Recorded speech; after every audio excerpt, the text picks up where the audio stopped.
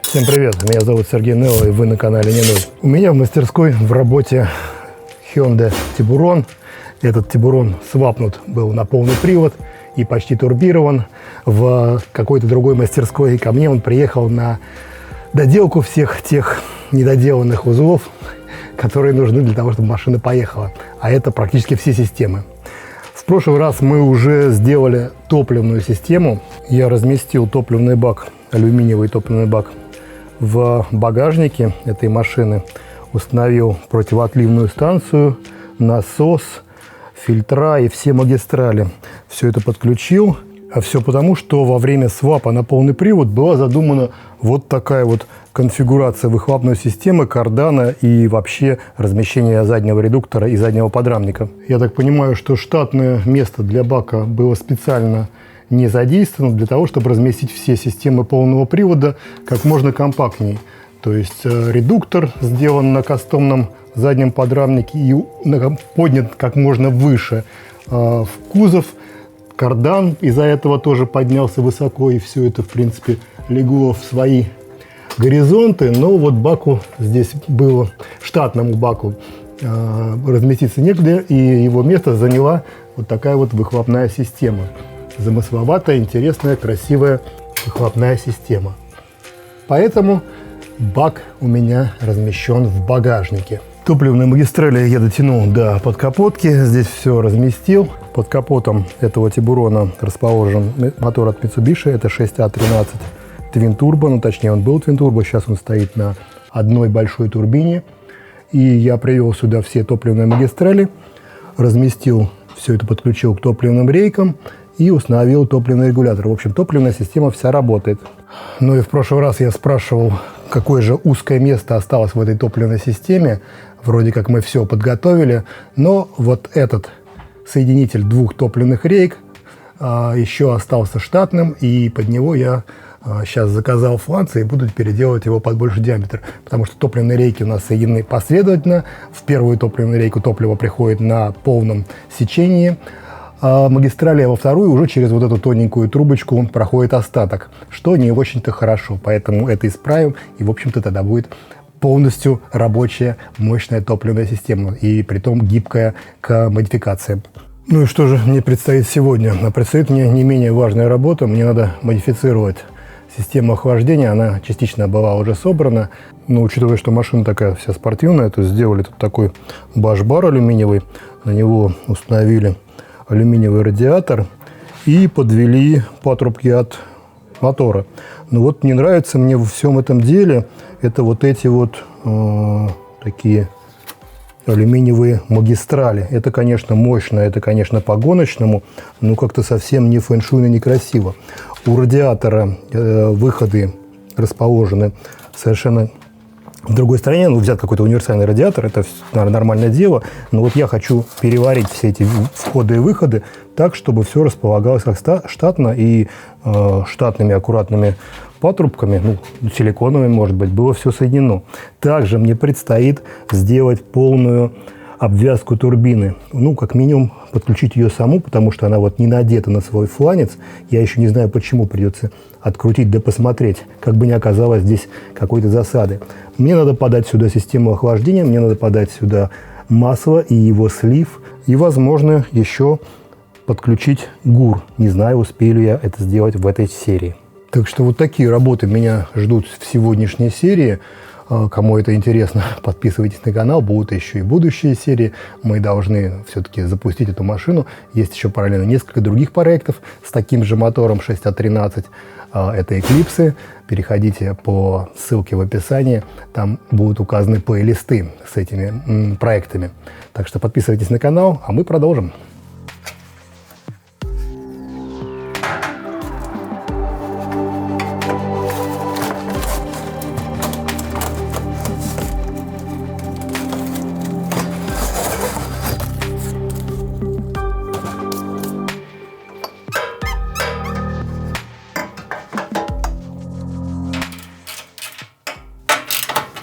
Радиатор сейчас в лучших гоночных традициях закреплен к кузову намертво, прям прикручен болтами. Это, конечно, не самое лучшее решение, по крайней мере, не заводское. Но это же пушка-гонка, поэтому придется это оставить.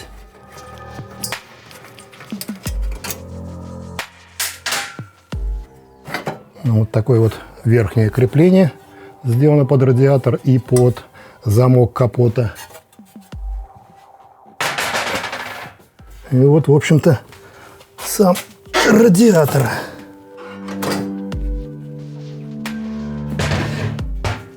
Входы-выходы на радиатор охлаждения у мотора расположены вот здесь. К ним ребята добавили такие удлинители.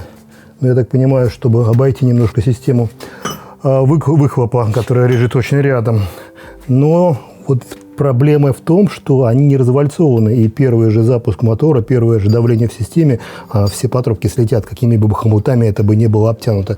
То есть развальцовка на этих штуках, на этих патрубках просто обязательное дело. Радиатор, в принципе, стоит в штатных резинках внизу, но толку от этих резинок сейчас нету. То есть весь демпфер, который был у штатного радиатора в 4 точках, он сейчас не работает, потому что верхние точки прикручены намертво к креплению.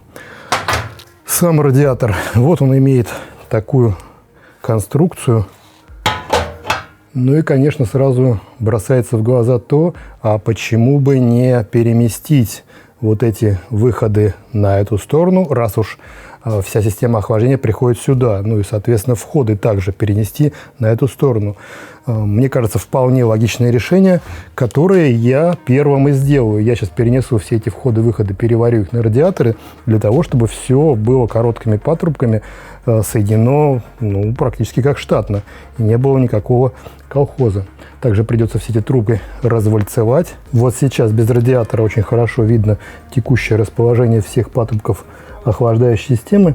Вот он, патрубок верхний на подачу, нижний, который приходит на нижнюю точку радиатора. А сейчас, я думаю, надо запомнить это расположение патрубков, потому что в конце, когда я сделаю свою систему, мы сможем сравнить два этих решения, ну и выбрать из них более технологичное. Если вы напишите в комментариях, что старое было лучше, я верну его, конечно, обратно. Так что пишите в комментарии.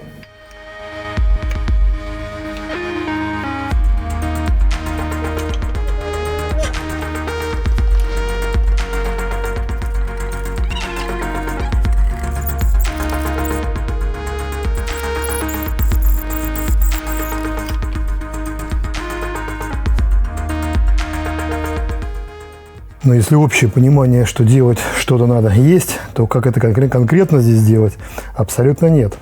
А самое главное, из чего все это делать? Ну, из-за того, что диаметр всех магистралей 35 мм, то выбора по патрубкам особого нет. Вот у меня есть комплект от Eclipse, силикон, как раз 35 мм. Они своеобразной формы, и вот придется под них подугадывать геометрию того, что прокладывать. Если верхний патрубок разместить в то место, где он сейчас крепится на моторе, то получается вот такая конфигурация. То есть где-то надо выход на радиатор сделать возле крышки. В целом все красиво и хорошо, но тогда надо как-то переносить вот этот сосок на выход на расширительный бачок. То есть все, если загибать сюда, то все неестественно изгибается. Укорачивать шланг, тоже как-то некрасиво. В общем, делать все по шлангу. Прямую поставить я не могу, потому что мотор двигается и нужен демпфер. И, соответственно, должен быть изгиб шланга, только в изгибе он даст эту демпфирующую составляющую. Развернуть в другую сторону вообще было бы идеально, но тут другая засада. Здесь заканчивается верхний вот этот танк радиатора, и если только попробовать уместиться в самый угол, вот сюда до крепления, может быть, вполне возможно, такой вариант был бы и ничего. Так, это что касается верхнего патрубка. Теперь с нижним. С нижним все не менее сложно. С другой стороны и просто. Вот, если сюда надеть имеющийся у меня патрубок, то получится вот такая геометрия. То есть внизу поставить под углом выход, и все сойдется. В принципе, вентиляторов у меня сейчас нет. Я даже не знаю, что сюда сейчас подгадать, но в любом случае никакие вентиляторы не влезут со стороны мотора. Поэтому располагать патрубки можно достаточно комфортно и вольготно. Вот у меня есть какой-то китайский вентилятор, там а-ля Алиэкспресс. Ну вот видно, что с этой стороны, конечно, он войдет, а вот со стороны коллектора он уже не втиснется туда. Да и в любом случае здесь температура достаточно большая, наверное, не стоит пластмассовый вентилятор здесь располагать. Поэтому вентиляторы придется располагать с внешней стороны и выбирать те, которые будут давить на радиатор. Ну и, кстати, здесь возникает сразу новый момент. Напишите в комментариях, кто знает хорошие вентиляторы, желательно именно толкающие поток, не всасывающие. От чего подобрать? У меня есть пару вариантов, я, конечно, попробую их, но, может, есть какой-то проверенный. Большие, больше 12 дюймов, 12-14 дюймов. То есть маленькие сюда вообще никак не пойдут. Напишите в комментариях, какие вы знаете. Ну и, конечно, все зависит очень сильно от начального подбора всех этих компонентов. Вот у меня есть радиатор от Subaru. Но в целом, конечно, он сюда не сильно подходит, потому что не для этой машины был взят. Но у него как раз выход верхний прям ровно там, где нам нужно, вот прям рядышком с нашим. Нижний выход тоже с той стороны, где нужно. То есть все было бы красиво, если бы изначально, вот, например, под такой радиатор спроектировать конфигурацию. Но, к сожалению, мне он сейчас ничем не поможет. Хотя можно поискать другой. Но вряд ли владелец одобрит покупку нового еще одного радиатора. Нет ничего более неблагодарного, чем переделывать сделанное кем-то. А переделывать уже переделанное – это еще хуже.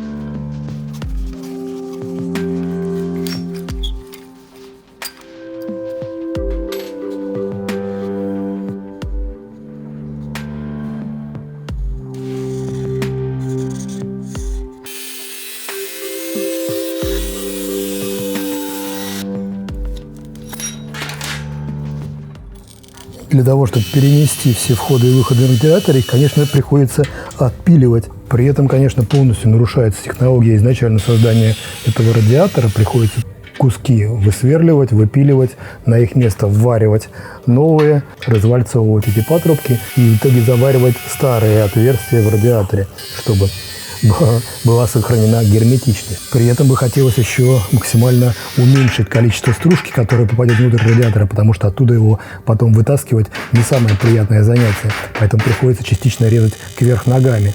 Ну а дальше идет сварка, сварка и сварка. Приварить там, приварить сям, чтобы в итоге получилось все так, как захотелось.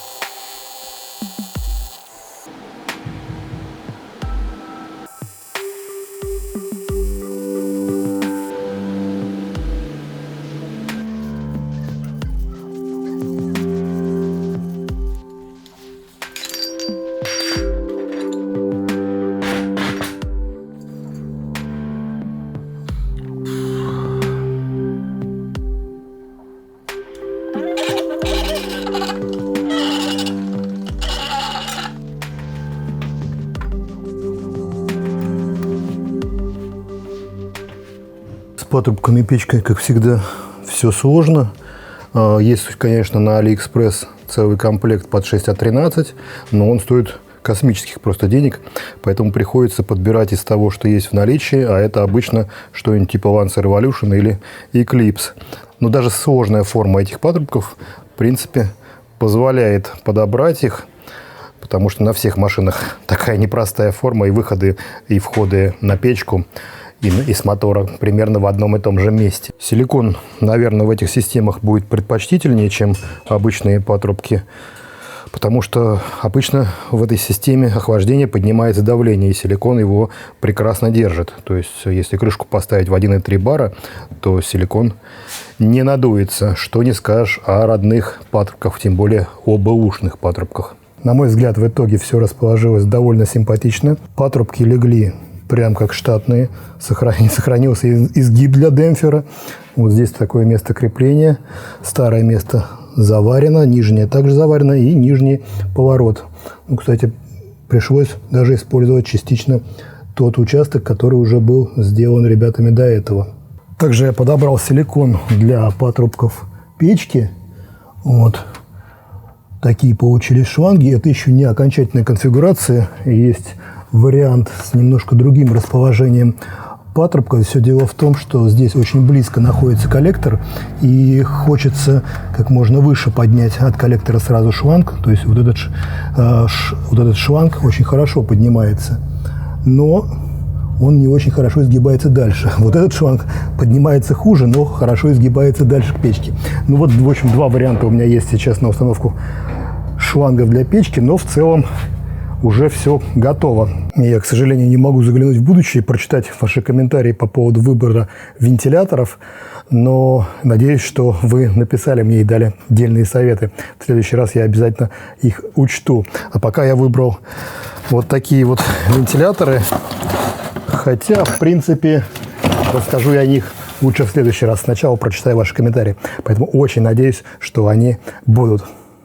Ну и сейчас, когда вроде как я готов уже опрессовать всю систему, то есть осталось, в принципе, накинуть хомуты на патрубки, и было бы все готово, можно опрессовывать. Но не тут-то было. Возникает еще несколько небольших нюансов, которые надо исправить. Честно говоря, во всей этой работе меня расстраивает один большой факт. Я не знаю, как вам. Напишите, кстати, в комментариях, как вы относитесь вот к такой грязи, ну даже не грязи, как бы неряшливости под капотом. Стоит ли попросить владельца, чтобы мы начали приводить здесь все в порядок? То есть отколбасили коллектор, там, покрасили клапанные крышки, то есть сделали минимальный такой марафет, который позволил бы, ну, открыв капот, увидеть реально, что это какая-то тюнинговая машина, а не кусок старого хлама, в который напихали кучу железяк и заставили их работать. А проголосуйте в комментариях, надо ли наводить здесь под капотом порядок, наводить красоту. Если нет, то напишите нет. Если да, то напишите да, и напишите, в какой цвет, например, покрасить клапанные крышки и вообще сочетание цветов под капотом. Сейчас у нас синие патрубки радиаторы, алюминиевые коллектора, алюминиевый впуск. И вот сочетание с этим тех цветов, которые вам покажется актуальным. А я, собственно говоря, передам все эти, да и сам владелец прочтет комментарии и примет решение, наводим мы ли эту красоту или нет. Так что от ваших комментариев зависит будущее этого проекта. Ну, а мне же сейчас предстоит немножко другое дело. А все дело в том, что система охлаждения на этом не совсем закончилась. То есть у нас есть еще как минимум 6 выходов. Это выходы на дроссель, но дроссель стоит здесь вот такой тюнинговый, и на нем нет нужды устанавливать, подводить систему охлаждения к дросселю, поэтому их надо будет заглушить. И также у нас нет обеспечения турбины, то есть у нас нет подвода к турбине, системы охлаждения, системы смазки, слива, и все это я буду делать далее. Проблема в том, что для того, чтобы провести все эти системы, надо будет снять все коллектора, то есть выпускные, downpipe, в общем-то выхлопную систему, саму турбину, то есть все вот это разобрать, прямо разобрать все, впускной коллектор снять. И тогда можно будет добраться для тех выходов, которые стоят на блоке, а они стоят под головами, под коллекторами, что с этой стороны, что с этой стороны. И тогда можно будет начать строить систему обеспечения турбины. Ну и параллельно всем работам с турбиной, конечно, можно будет поправить и воссоздать ГУР и сделать перенос фильтра, то есть создать полностью масляную систему. Я надеюсь, под это дело я еще подключу сцепление, все тросики на коробку передач. И, в общем-то, это, наверное, будет чуть ли не финальными работами по этой машине. Ну, не считая мелочей там, по электрике, таких условных мелочей еще на месяцок. Ну, в общем, в целом, если вам интересен этот проект, подписывайтесь на канал. Следующая серия будет не менее интересной, потому что, я еще раз говорю, мы разберем все то, что сейчас под капотом. Я это все вытащу, и будет все видно, как оно устроено. Мне самому интересно, потому что я это не делал, и я не знаю, как оно устроено. Вам, я надеюсь, будет тоже интересно. А на этом это все. Подписывайтесь на канал, ставьте лайки, дизлайки. Всем удачи, всем пока.